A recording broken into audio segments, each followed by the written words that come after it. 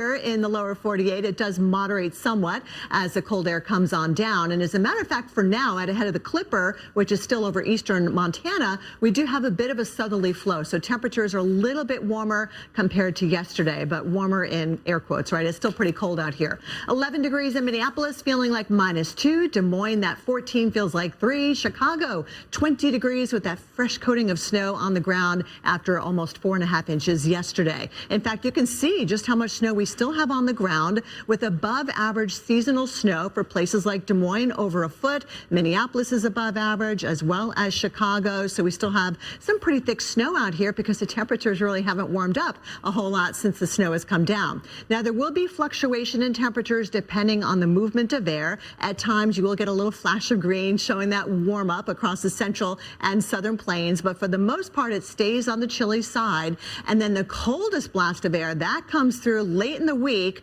Look at Friday morning. Your wind chill factor in Bismarck, -22 degrees. That's what you need to dress for. It is going to be brutal out here. You need all the layers. In Minneapolis, your coldest air of the season, feeling like -22 come Saturday morning. And you'll notice your wind chills in Chicago, pretty much living below 0. Even 0 we would take, Alex, but we're going to be sub-0 for the weekend. And by the way, this cold air does not stop at the Midwest. Right. So we're going to see some below average temperatures even down here in the south. I know you like the cooler air, but what about that cold?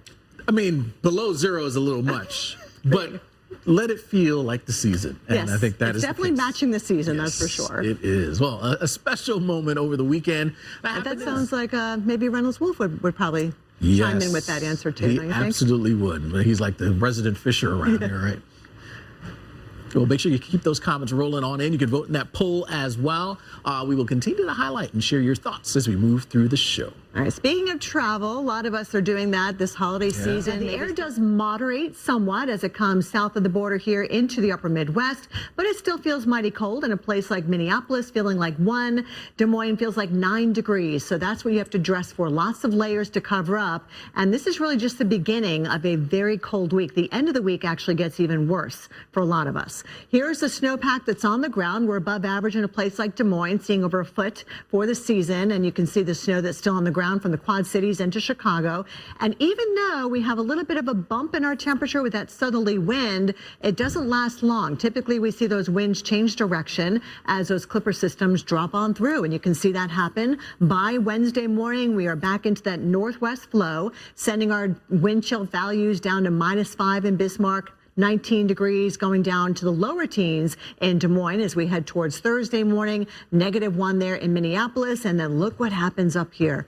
The leading edge of the really cold Arctic air, that comes into Montana. Glasgow, Montana, over towards Bismarck. We're talking about wind chill values more than 20 below 0. So now it's not just uncomfortable, it's dangerous to be outside for an extended period of time. It doesn't take long for frostbite to set in and hypothermic conditions. For Minneapolis, look at your wind chill values for Saturday. This is an indoor kind of day, maybe putting up the indoor decorations, holiday baking. I mean, these wind chills are ridiculous. -20s and then warming up to negative teens as we head toward the afternoon.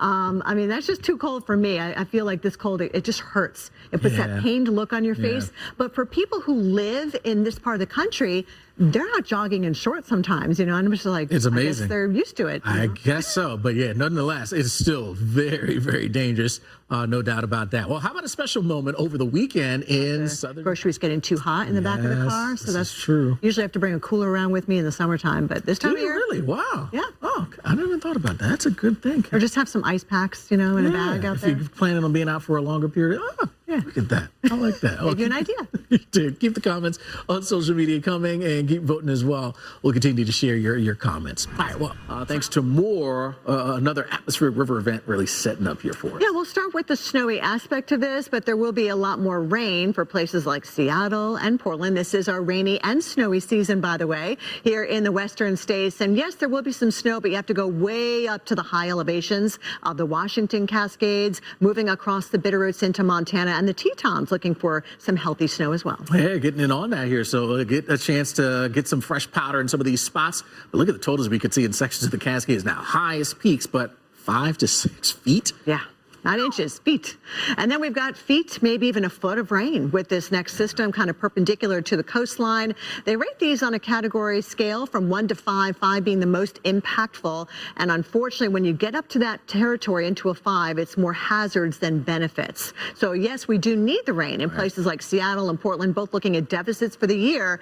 But unfortunately, we get too much all at once, and that could really cause a lot of problems in terms of flooding. And because of that, already seeing some of those flood watches that are in place here going through Thursday. So this is several days of dealing with this rain through at least our Thursday. Western Washington, Oregon dealing with that flood watch. And you can see why. I mean, look at some of these totals. This is huge amounts. To see 12 to 18 inches, you're usually talking about snow. Right, exactly. In this case, it's rain. And this is the coastal range. This is the foothills of the mountains. And even high up, we could see some melting of snow that could lead to flooding, and even rivers are expected to go up into major flood stage. This is the forecast. Wherever you see the purple gauges, especially here in Washington State, that is major flooding. Yeah, so definitely looks like we are in store for some problems here. You can see how things get going through the rest of our Monday.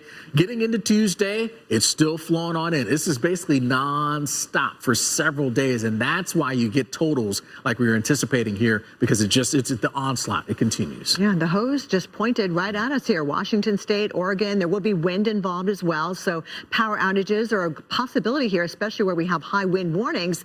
That's where we could see winds up around 60, 70 miles an hour. That's a lot of wind to contend with here, plus having to deal with the precipitation. So travel is going to be very, very difficult in some of these areas as well. Tuesday morning, I mean, look at 40, 50, maybe even 60 mile per hour wind gusts in a few spots. More wind coming through as we head toward the middle of the week as well, toward Thursday. Winds gusting around Casper, 30, 40, even up to 50 miles an hour. So it looks to be very busy here in this part of the country for the week ahead.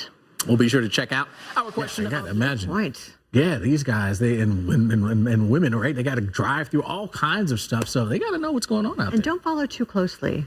You know, yes, they can't stop on a dime. Give them space. And if you can't see their side view mirror, they can't see you if you're going to pass them. So very important to keep that in mind. We'll keep the comments rolling on in. By way of social media, keep voting as well. We'll continue to highlight your thoughts as we move through the show. It can set in. Frostbite sets in a matter of minutes. Never leave the pets outside. Obviously, it's just very dangerous. And even the Northeast, we're feeling some of that cold today. And certainly by the end of the week, it gets even colder. So just something to keep in mind. I know we all say, oh, it's December, it's supposed to be cold. But, you know, it can be dangerous, especially if we're not prepared for it. We're, you know, kind of caught off guard. So that's what we're here for, to make sure you guys are ready for it. Yeah, just because it's supposed to be cold doesn't mean we have to like it. Right. I don't have to. A special moment over the weekend happened in Southern California. With you, Ann. Even though I'm from the Hudson Valley of New York, I just feel like I'm not so used to this anymore. But I mean, how pretty is that? It is so pretty. Look at the scene behind us. This is around Newport News. We just looked, and maybe was it an hour ago we looked at this? And yeah, top of the hour, and the grass was still grass. And you barely see the building on this campus. Now, it's amazing how quickly This is Christopher Newport University, by the way, with the Christmas tree. It is looking gorgeous. That is holidays right there, but it is cold. So bundle up as you head out and about. Well, as you plan ahead today.